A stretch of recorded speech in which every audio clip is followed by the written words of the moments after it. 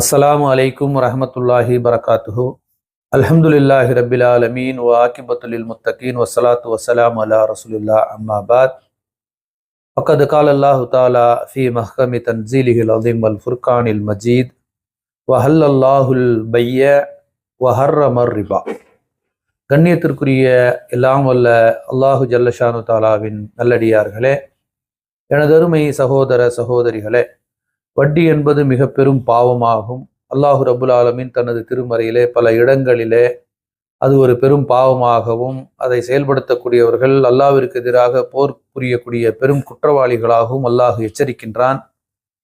அல்லாஹு ரபுல் ஆலமீன் இன்னும் யூதர்கள் இந்த வட்டியை சாதாரணமாக எடுத்துக்கொண்ட அந்த விஷயத்தை சொல்லும் பொழுது சூரத்து பக்ராவின் 275வது வசனத்திலே வ ஹல்லல்லாஹுல் பைய வ ஹர்ரமர் ரிபா, அல்லாஹு தாலா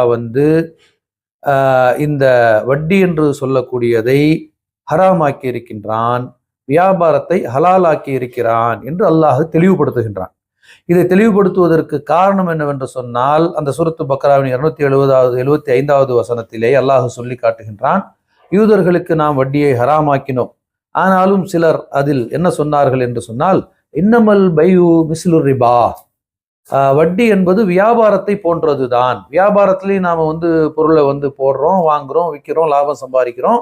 அதே மாதிரி வட்டியிலே நாம் என்ன செய்கிறோம், நம்முடைய காசை கொடுத்து அதிலிருந்து லாபம் சம்பாதிக்கிறோம் என்று வியாபாரமும் வட்டியை போன்றதே, வட்டியும் வியாபாரத்தை போன்றதே என்ற ஒரு நிலையில் அவர்கள் அதை நியாயப்படுத்த முயன்றார்கள். ஆகவே அல்லாஹு தாலா தெளிவாக சொன்னான், வஹல்லல்லாஹுல் பைய, வியாபாரத்தை அல்லாஹ் ஹலாலாக்கி விட்டான்.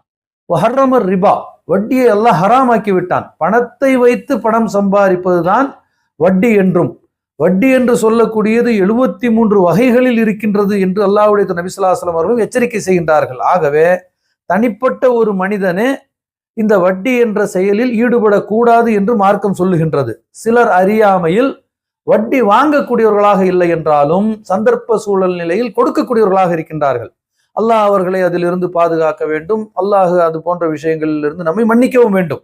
ஆனாலும் அது ஒரு பாவம் என்பதில் எந்த ஒரு மாற்று கருத்தும் இல்லை. ஆனால் இன்றைய காலகட்டத்திலே பல இடங்களிலே பொது நிதியை மக்கள் என்ன செய்கிறார்கள் என்று சொன்னால், அதை பெருக்க வேண்டும் என்ற அடிப்படையிலே நிதி நிறுவனங்களிலே அந்த பொருளாதாரத்தை போய் போடுகின்றார்கள். வெளிநாடுகளில் இருந்து சம்பாதித்து வந்தவர்கள், அரசு வேலையிலே பணிபுரிந்து ஓய்வு பெற்றவர்கள் தங்களிடம் இருக்கக்கூடிய காசுகளை ஒரு நிதி நிறுவனத்திலே போட்டுவிட்டு அதிலிருந்து வரக்கூடிய லாபத்தை பெற்று குடும்பத்தை நடத்தலாம் என்று நினைக்கின்றார்கள். இது தெளிவான வட்டியை அன்றி வேறில்லை. ஆகவே முஸ்லிம்களாக இருக்கக்கூடிய நாம் ஏதேனும் ஒரு வியாபாரத்தில் தான் நம்முடைய பொருளை ஈடுபடுத்த வேண்டுமே தவிர ஹராமான வட்டியிலே இதை ஈடுபடுத்தக்கூடாது என்பதை தெளிவாக விளங்கிக் கொள்ள வேண்டும். வறுமையை மையமாக வைத்து வாழக்கூடிய ஒரு முஸ்லிம் எந்த ஒரு சந்தர்ப்பத்திலும் வட்டியிலிருந்து தன்னுடைய குடும்பத்தை வளர்க்க நினைப்பும் எண்ணமும் செய்யக்கூடாது. ஆனால் இது தனி மனிதர்களுக்கு இந்த அளவிற்கு ஹராமான இந்த செயலை சிலர் பள்ளிவாசலிலே இருக்கக்கூடிய நிர்வாகிகள் பள்ளிவாசலுடைய அந்த பொருளாதாரத்தை கொண்டு போய் இந்த மாதிரியான நிதி நிறுவனங்களிலே போட்டு அதை 2 மடங்காக பெருக்க வேண்டும் என்று செய்யக்கூடிய மிகப்பெரிய பாவமான ஒரு காரியத்தை நாம் கேள்விப்படுகின்றோம். அல்லாஹ் அவர்களுக்கு நேர்வழியை காட்டுவானாக. ஆகவே பள்ளிவாசலுடைய நிதியை பொறுத்த வரைக்கும் அதை நீங்கள் பல்கி பெருக செய்ய வேண்டிய கட்டாயம் உங்களுக்கு சொல்லப்படவில்லை. அதை இந்த நிதி இருக்கக்கூடிய நிதியை வைத்து பள்ளிவாசலை நிர்வகித்தால் போதும். ஆகவே இது மிகப்பெரிய பாவமான ஒரு காரியம். இதை அல்லாஹு தாலா எந்த ஒரு சந்தர்ப்பத்திலும் மன்னிக்க மாட்டான். இந்த பாவத்திற்கான பரிகாரத்தை செய்யாமல், தௌபா செய்யாமல் ஒருவர் மரணித்து விட்டால் மறுமையில் அவருடைய நிலை என்பது மிக பரிதாபகரமாக இருக்கும். ஆகவே தருமை சகோதர சகோதரிகளே, உங்களுடைய சொந்த பணமாக இருந்தாலும் பொது நிதியாக இருந்தாலும் இந்த வட்டியாக தரக்கூடிய மாதம் இவ்வளவு தருகின்றோம் அல்லது இத்தனை ஆண்டுகளுக்கு பிறகு இது 2 மடங்காக தருகிறோம் என்று சொல்லக்கூடிய நிதி நிறுவனங்கள் எல்லாமே இந்த வட்டியின் அடிப்படையில் தான் நிகழ்கின்றது. வியாபாரம் என்று சொல்லி விட்டாலே அதனுடைய லாபத்தை முன்கூட்டி தீர்மானிக்க முடியாது. நீங்க ஒரு 100 கிலோ கத்திரிக்காயை வாங்கி சந்தையில போய் வித்தீங்கன்னு சொன்னா முதல் நாளே அதனுடைய லாபத்தை நீங்க சொல்ல முடியுமானா முடியாது. மறுநாள் லாபம் வந்த பிறகு இத்தனை சதவீதம் என்று சொன்னால் அது வியாபாரம்.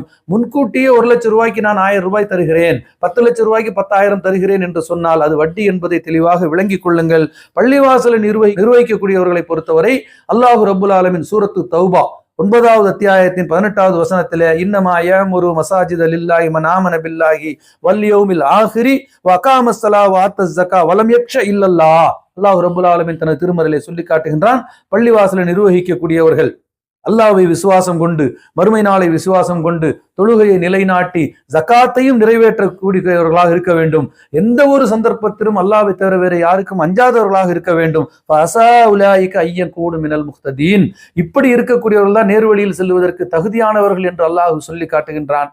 ஆகவே பள்ளிவாசலை நிர்வகிக்கக்கூடியவர்களுக்கு இந்த தகுதி இருக்கின்றதா என்பதை பார்த்து கொள்ளுங்கள். பள்ளிவாசலுடைய நிதியை கொண்டு போய் நீங்கள் பொது நிதியிலே போட்டு அதை வட்டியின் மூலம் பெருக்க வேண்டிய அவசியம் நமக்கு இல்லை.